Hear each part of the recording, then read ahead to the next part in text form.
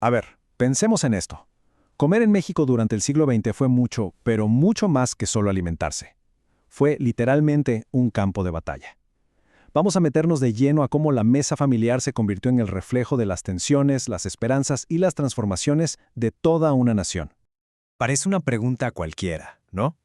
Pero la verdad es que esas pequeñas decisiones de cada mañana, desde el café que preparamos hasta el pan que elegimos, guardan historias profundísimas sobre la clase social, sobre nuestra idea de qué es el progreso y hasta de la identidad misma.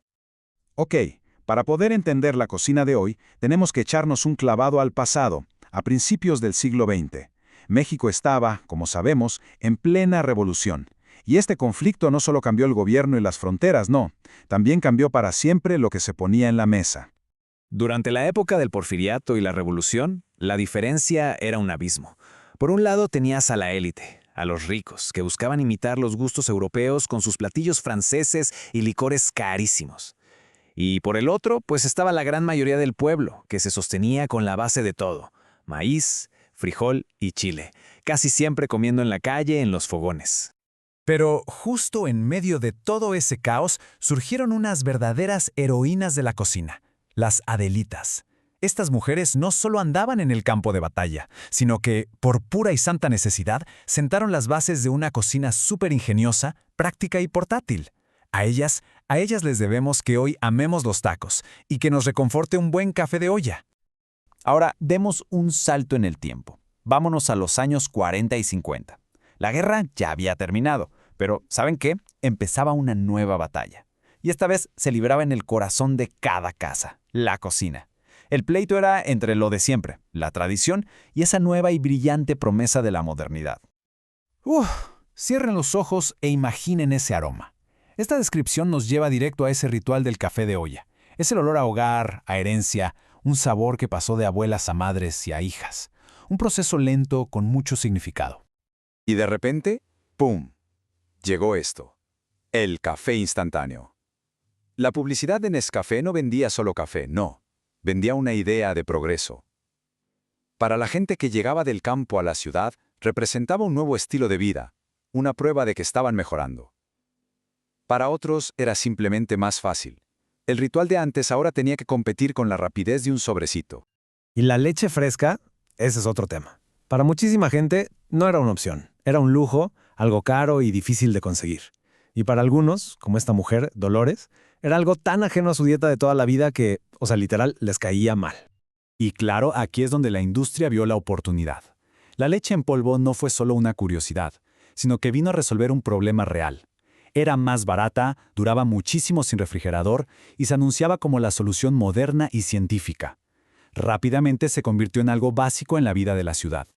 Bueno, pasemos ahora al plato fuerte del día, porque es aquí, a la hora de la comida, donde esas divisiones culturales sobre lo que era civilizado y lo que no se ponían todavía más intensas.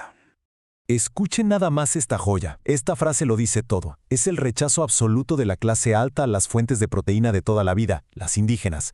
Para Ángela, los insectos no eran comida, eran horrorosos. Nada que ver con el filete que comía diario, que claro, era el símbolo de su estatus. Y aquí viene la gran ironía de todo esto.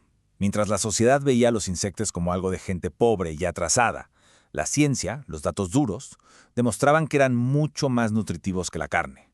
O sea que al final era la clase social y la cultura, no los hechos, lo que dictaba qué comida era buena.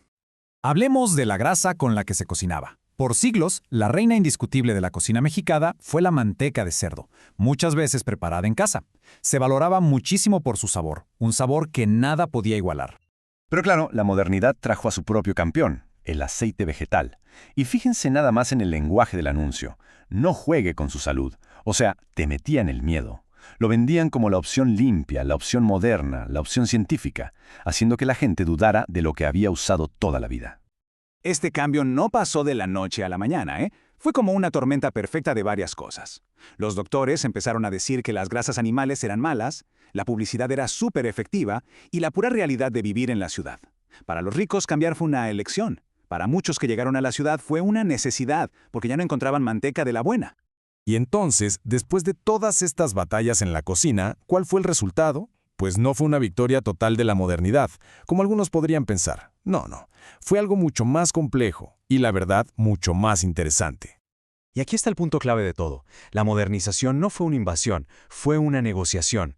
En las cocinas de todo el país, las mujeres, que eran las que llevaban la batuta en la comida, empezaron a adaptar, a mezclar, a fusionar. Y así crearon una nueva cocina, una cocina híbrida, que agarraba lo mejor de los dos mundos. Y para que se vea hasta dónde llegaba esta nueva mentalidad, chequen esta imagen. Es increíble. El pipirín, un juego de mesa para enseñarle a la familia sobre nutrición, patrocinado por Chocomilk. La ciencia y el comercio de la mano para definir a la nueva familia moderna y saludable. Y esto nos lleva a la conclusión de la investigadora Sandra Aguilar Rodríguez, que lo resume a la perfección.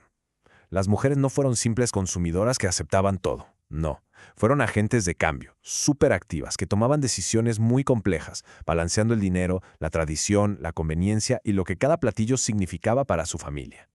Y es que, si lo pensamos bien, esa batalla de mediados de siglo nunca terminó del todo. Se sigue peleando en nuestras cocinas, todos los días. Así que la próxima vez que estemos entre usar el metate o el microondas, entre la receta de la abuela y pedir algo a domicilio, hay que recordar que no solo estamos decidiendo qué cenar. Estamos participando, se quiera o no, en la interminable y fascinante historia de la cocina mexicana.